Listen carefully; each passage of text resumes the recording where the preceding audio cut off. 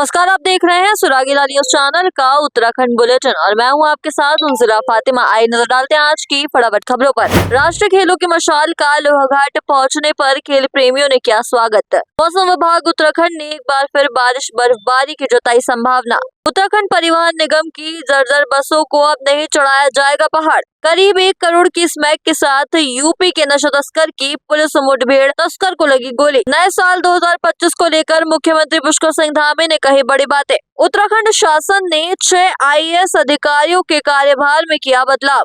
रामनगर पहुंचे भाजपा के राष्ट्रीय प्रवक्ता डॉक्टर समित पात्रा, कार्यकर्ताओं ने किया जोरदार स्वागत। अवैध कच्ची शराब के साथ 2 तस्कर और तमंचे के साथ एक आरोपी गिरफ्तार। हल्द्वानी में आज 18 कुमाऊं रेजिमेंट के 49वें स्थापना दिवस को भव्य रूप से मनाया गया। अब खबरें विस्तार से। उत्तराखंड में होने जा रहे 38वें राष्ट्रीय खेलों के प्रचार प्रसार के लिए पूरे प्रदेश में राष्ट्रीय खेलों की मशाल घुमाई जा रही है। मंगलवार को मशाल व शुभंकर मौली चंपावत पहुंची। जिला मुख्यालय में DM चंपावत व SP चंपावत के अलावा खिलाड़ियों ने मशाल का जोरदार स्वागत किया, जिसके बाद कड़ी सुरक्षा व्यवस्था के बीच मशाल लोहाघाट पहुंची, जहां GIC खेल मैदान व स्पोर्ट्स स्टेडियम छमनिया में खिलाड़ियों व खेल प्रेमियों द्वारा मशाल का स्वागत किया गया। संवाददाता लक्ष्मण बिष्ट की रिपोर्ट।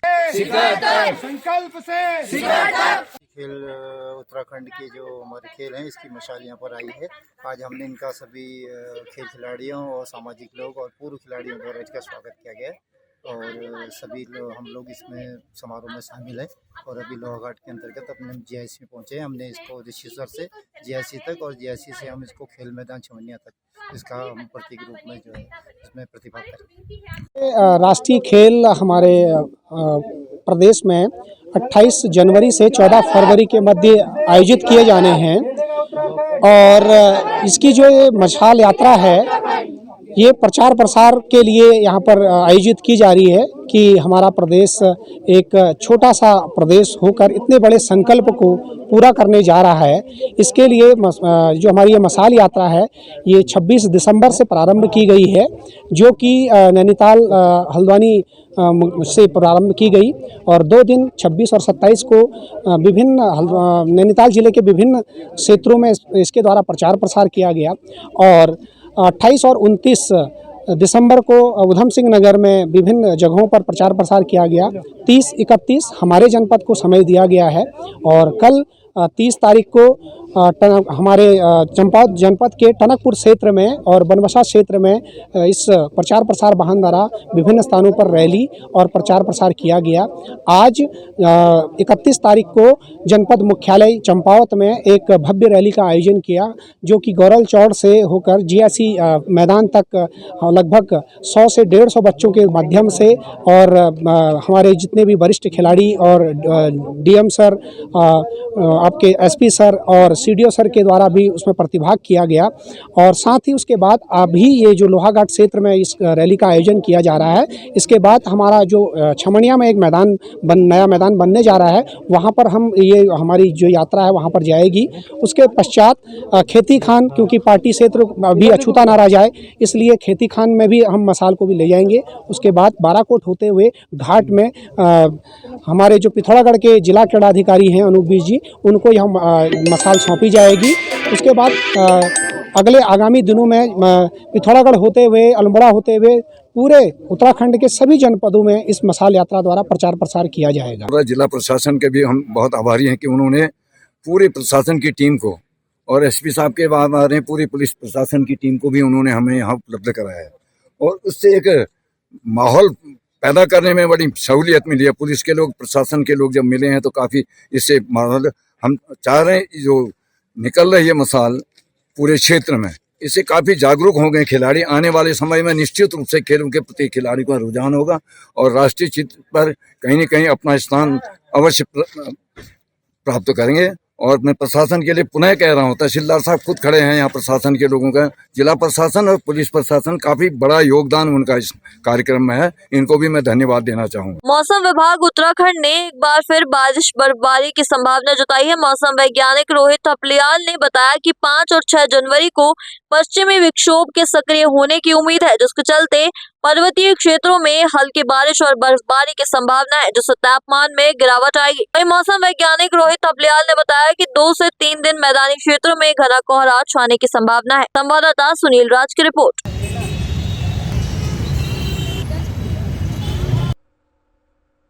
5 और 6 जनवरी 2025 को एक पश्चिमी विक्षोभ उत्तराखंड के मौसम को प्रभावित कर सकता है, जिसके कारण जो पर्वतीय क्षेत्र है वहाँ पर कहीं कहीं जो है हल्की वर्षा और बर्फ़बारी मिलने की संभावना है। और आजकल देखेंगे आप जो है मैदानी क्षेत्र हैं जो उत्तराखंड के, हरिद्वार, उधम सिंह नगर, ऐसे ही जो देहरादून, पौड़ी, नैनीताल, चंपावत के जो मैदानी क्षेत्र हैं वहाँ पर सुबह के समय कोहरा देखने को मिलता है। तो अगले 1-2 दिन जो है इसी तरीके से मध्यम से घना कोहरा जो है उत्तराखंड के मैदानी क्षेत्रों में रहेगा, जिसके कारण देखेंगे जैसे देहरादून में भी कोहरा है या हल्के बादल हैं, उसके कारण जो अधिकतम तापमान है उसमें जो है इन क्षेत्रों में गिरावट मिलने की संभावना है।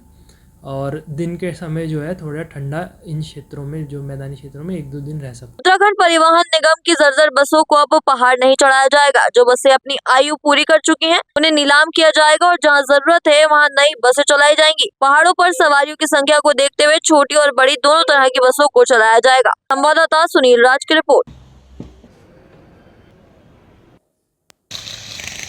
कुछ दिनों पहले ही यहाँ पर एमडी परिवहन निगम का पदभार ग्रहण किया है, तो अभी हम लोग यहाँ पे असेसमेंट कर रहे हैं कि क्या निगम में क्या क्या परेशानियों का सामना करना पड़ रहा है, किस तरह से इसका सुधार किया जाए और कैसे ही इसको प्रॉफिटेबल संस्था बनाई जाए। इसके लिए जो हम लोगों ने अभी तक जो असेसमेंट किया है उसमें देखा है कि कुछ गाड़ियाँ हैं वो जर्जर अवस्था में हैं, तो उसका हम लोग असेसमेंट कर रहे हैं। हम लोग का प्रयास यही रहेगा कि पहाड़ों पे कोई भी जर्जर गाड़ियाँ ना चले, और साथ ही साथ शासन ने भी हमें अनुमति दी है और फंड भी प्रोवाइड किया है, जिसमें हम लोग कुछ नई गाड़ियाँ खरीदेंगे। लगभग 130 गाड़ियाँ विगत 6 महीने के अंतर्गत खरीदी जा चुकी हैं और हम लोग 100 नई गाड़ियों को खरीदने का प्रावधान कर रहे हैं, क्योंकि दिल्ली के साथ में BS6 लागू होने की वजह से हमें गाड़ियों की नई गाड़ियाँ खरीदने का, पुरानी गाड़ी में कुछ समस्या का सामना करना पड़ रहा है, इसलिए हम लोग नई गाड़ियाँ खरीद कर दिल्ली में हो रही जो समस्या का समाधान कर लिया जाएगा। और साथ ही साथ हम लोग नए रूट का भी असेसमेंट कर रहे हैं, जहाँ पर डिमांड है और कोई गाड़ियाँ वहाँ पर उपलब्ध नहीं है, तो वहाँ पे हम लोगों का ये प्रयास रहेगा वहाँ पे गाड़ियाँ चलें ताकि यात्रियों को सुविधाएं हों। साथ ही साथ हम लोग लीन सीजन और पीक सीजन का भी असेसमेंट करके चल रहे हैं, क्योंकि ज़्यादातर देखा गया है कि लीन सीजन में हमें सवारियां काफ़ी कम मिलती हैं, बट हमारी रूट्स पे उतनी गाड़ियां उपलब्ध रहती हैं, जिसकी वजह से भी निगम को घाटा होता है। तो हम लोग ये भी असेसमेंट कर रहे हैं कि जहाँ पर जितनी डिमांड है हम उतनी गाड़ियों को वहाँ पे प्लेस करें, और जहाँ पर गाड़ियाँ बिल्कुल भी नहीं है लेकिन लोगों की डिमांड है, वहाँ कोई प्राइवेट ऑपरेटर भी चलने को तैयार नहीं है, वहाँ पर निगम अपनी तरफ से उन रूट्स को आइडेंटिफाई करके वहाँ पे अपनी गाड़ियाँ चलाएगा। और इसके अलावा जो भी समस्याएं आएंगी सामने, यात्रियों को सुविधाओं का भी ध्यान रखा जाएगा, और इस तरह से निगम का आगे की रणनीति इस साल रहेगी।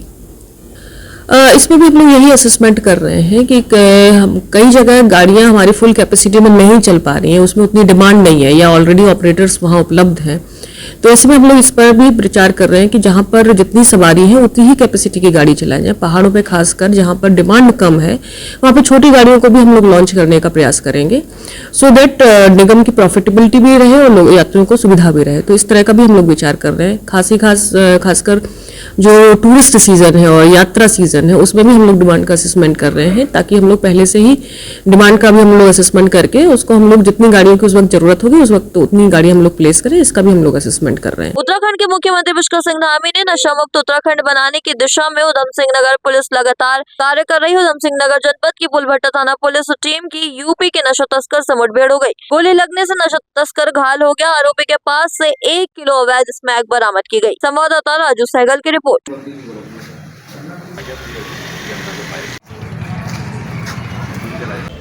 इस 25,000 के इनामी रिफाकत हुसैन की सूचना पुलिस को प्राप्त हुई थी। पुलिस के द्वारा अंजनिया के पास पिकेट लगाई गई ऐसे संदिग्ध और इनामी अभियुक्त को गिरफ्तार करने के लिए, जिसमें पुलिस को देखकर यह अपनी मोटरसाइकिल को कच्चे रास्ते में उतार दिया और गाड़ी छोड़कर गन्ने के खेत में चला गया और पुलिस पर इसने फायर किया। जवाब में पुलिस ने भी इस पर फायर किया, जिससे इसको पैर में गोली लगी है। क्षेत्राधिकारी स्वयं मौके पर पहुँचे और तलाशी के दौरान लगभग 1 किलो स्मैक इससे बरामद हुई और एक तमंचा भी बरामद हुआ। इसकी जानकारी हमें मुखबिर से सूचना मिली थी, उसके आधार पर थी, और इसके कई आपराधिक इतिहास हैं, जिस पर हत्या, बलवा और NDPS के कई मुकदमे हैं।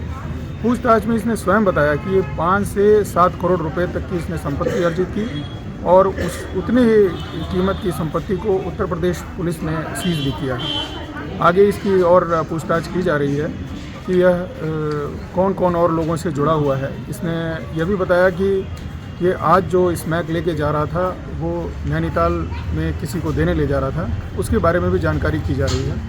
पूर्व में भी जितनी बार यह यहाँ स्मैक लेके आया है उसके विषय में हमें जानकारी दी है, उनके ऊपर भी कार्रवाई की जाएगी। चाहे तो एक साथ होनी चाहिए, सब लोग एक साथ बैठना ही नहीं चाहते। पापा, try this. लो, सब लपक लिए।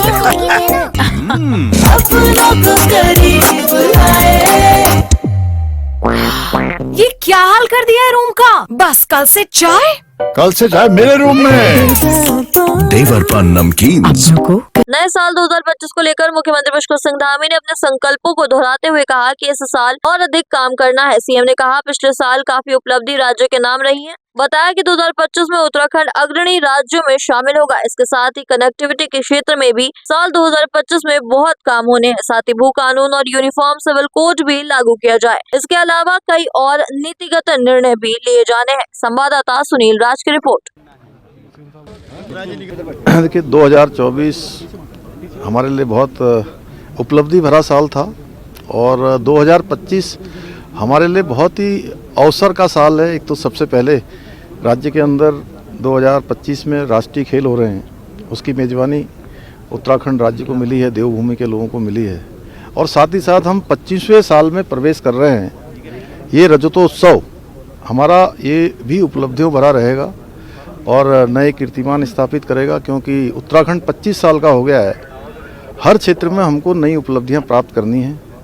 जो हमने पीछे उपलब्धियां प्राप्त की हैं उन उपलब्धियों से प्रेरणा लेकर, प्रोत्साहन लेकर हम आगे बढ़ेंगे और हर क्षेत्र में एक नया कीर्तिमान राज्य का स्थापित हो। राज्य के सभी विभाग उस दिशा में काम करेंगे और हमारे प्रधानमंत्री जी ने जो 21वीं सदी का ये दशक, उत्तराखंड का दशक कहा है, उसको हम लोगों ने धरातल पर उतारना है। हर एक उत्तराखंड वासी को उस दिशा में काम करना है। मैं सभी को नव वर्ष की, ये नव वर्ष हमारा कैलेंडर का वर्ष 2025 की सबको शुभकामनाएं देता हूँ। 2024 उत्तराखंड शासन ने 6 IAS अधिकारियों के कार्यभार में बदलाव किया है। अल्पनाई से प्रमुख सचिव अल्पसंख्यक कल्याण विभाग हटाया। हरिचंद्र सेमवाल से संस्कृति एवं धर्मस्व विभाग हटाया। रविशंकर को सचिव कौशल विकास एवं सेवा योजन मिला। युगल किशोर पंत से अपर सचिव पंचायत राज विभाग हटाया। रणवीर सिंह चौहान को सचिव गन्ना और चीनी दिया गया। धीरज सिंह गबरियाल को सचिव अल्पसंख्यक कल्याण विभाग बनाया गया। संवाददाता सुनील राज की रिपोर्ट। आपको बता दें उत्तराखंड में होने वाले निकाय चुनाव को लेकर सरगर्मियां तेज हो गई हैं।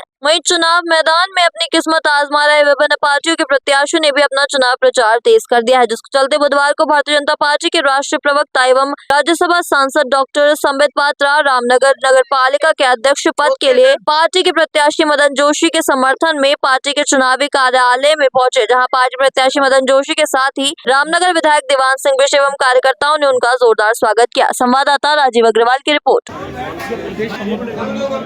देखिए, मैं एक छोटा सा कार्यकर्ता हूं और मुझे बड़ा गर्व की अनुभूति हुई है कि राष्ट्रीय नेतृत्व मेरे साथ यहाँ पर पहुंचा और मुझे समर्थन दिया और मेरे पक्ष में उन्होंने कार्यकर्ताओं को संबोधित किया। तो उन्होंने ये कहा कि आप मदन जोशी व्यक्ति नहीं, कमल के फूल को आप जिता के भेजिए।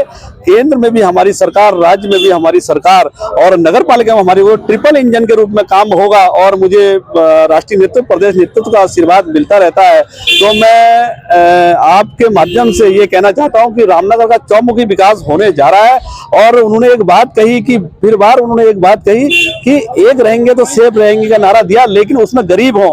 धर्म का मतलब ये नहीं, चाहे गरीब हो और रोजगार को लेकर बात हो, सभी की उन्होंने बात की है। तो उसको लेकर हम मैदान में उतरे और इस बार उन्होंने कहा है कि हम नगर पालिका में हम जीतने जा रहे हैं और इस बार नगर पालिका चुनाव जीतकर हम जो यहाँ भ्रष्टाचार मुक्त नगर पालिका देंगे, विकास कार्य करेंगे। हमने पूरी रूपरेखा योजना बना रखी है, कैसे हम इसे पर्यटन नगरी बनाएंगे, पर्यटक यहाँ पर रुकेंगे, होम स्टे बनेंगे, अच्छे रेस्ता और होटल बनेंगे और रोड की व्यवस्था अच्छी होगी, जाम मुक्त शहर होगा और यहाँ का जो सड़क, लाइटें और सफाई व्यवस्था सब दुरुस्त होंगी।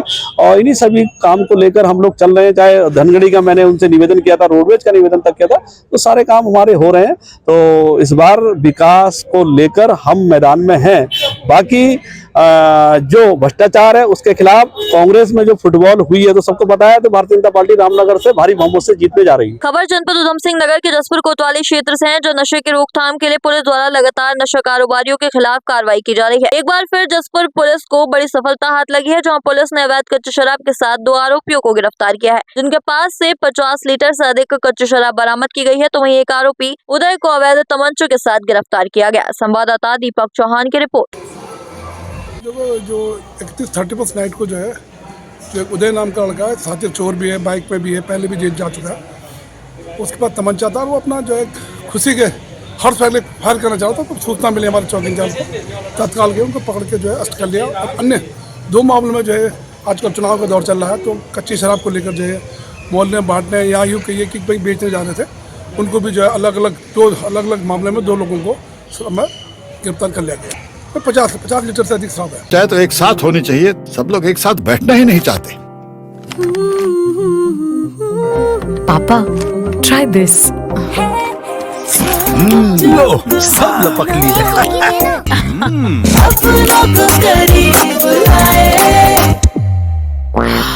ये क्या हाल कर दिया है रूम का? बस कल से चाय मेरे रूम में। देवर पान नमकीन।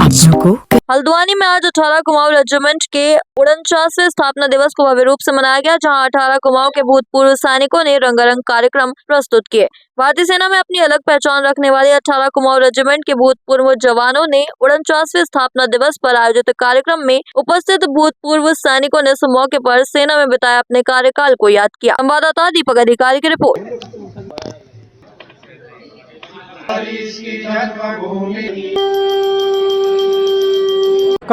हमारी वीर पलटन 1 जनवरी 1976 में खड़ी हुई थी। कम समय में पलटन को राष्ट्रपति द्वारा कलर से नवाजा गया। साथ ही पलटन ने सियाचिन, ऑपरेशन पवन, ऑपरेशन मेघदूत में बड़े जोश और मेहनत से काम किया। हमने बड़ी कुर्बानियाँ दी। मैं उस जगह पर खुद तैनात था। पलटन के अनेक वीरों ने अपने प्राणों की आहुति दी। आज हमने इस जन्मोत्सव की शुभ काम दिवस पर अपने वीर नारियों को सम्मान किया और सबके द्वारा इस गौरव सेनानी दिवस 1 जनवरी को मनाया जाता है। हम लोग बड़ी जोश और मेहनत से इसे मनाते हैं। बहुत बहुत धन्यवाद। मैं दीपकिनंदन पाठक 18 कुमार। हमारी यूनिट का स्थापना दिवस 1 जनवरी 1976 को मच्छखाली में हुआ और मच्छखाली से 17 महीने के अंदर ही पलटन देहरादून को निकली। देहरादून में जनरल टी.एन. नैना के अध्यक्ष के द्वारा कर्नल एम.एस. बेंस और सुबेदार मेजर प्रेम सिंह कार्की साहब की अध्यक्षता में राष्ट्रीय ध्वज से 5 मई 1978 को नवाजा गया। ये पलटन के इतिहास का बहुत बड़ा दिन था, जिससे पलटन का मनोबल बहुत ऊंचा हुआ और तदुपरांत पलटन ने अभी हाल ही में 3 प्रशंसा पत्रों से पलटन को नवाजा गया। अंडमान निकोबार द्वीप समूह प्रशंसा पत्र और ईस्टर्न कमांड GOC प्रशंसा पत्र और मुख्यमंत्री अरुणाचल प्रदेश द्वारा प्रशंसा पत्र से नवाजा गया, जो पलटन का अदम्य साहस और शौर्य को। नमस्कार, मेरा नाम सुरेंद्र सिंह बिष्ट है। शहीदों की शहादत की बात करें तो हम आज यहाँ पे जो खड़े हैं, हमारे जो शहीद हुए हैं उनके बदौलत हम यहाँ पे हैं। हमारी बटालियन जब श्रीलंका में पोस्टेड हुई 1987 में, तो बहुत ही कम समय में हम वहाँ से बहुत ही अवार्डों से हमको अलंकृत किया गया। बहुत ही कम समय में हमारी पलटन को सबसे जो इंडियन आर्मी की सबसे शॉर्टेस्ट टाइम पे राष्ट्रपति कलर से भी नवाजा गया। और हमारी पलटन ने सियाचिन ग्लेशियर में, जम्मू कश्मीर में बहुत ही बेहतरीन कार्य किया है, जिसकी बदौलत हम आज यहाँ पर खड़े हैं। और हमारे इसके साथ इसी के बदौलत हमारे बच्चे जो आज यहाँ पर पुरस्कृत किए गए, वो भी उसी के बदौलत है कि कोई अच्छे पदों पर भी सम्मानित किया जाए। मेरा नाम सुरेंद्र सिंह बिष्ट। आज के लिए बस इतना ही। ऐसी सभी खबरों के लिए जुड़े रहिए सुरागी लाल न्यूज़ चैनल के साथ। धन्यवाद।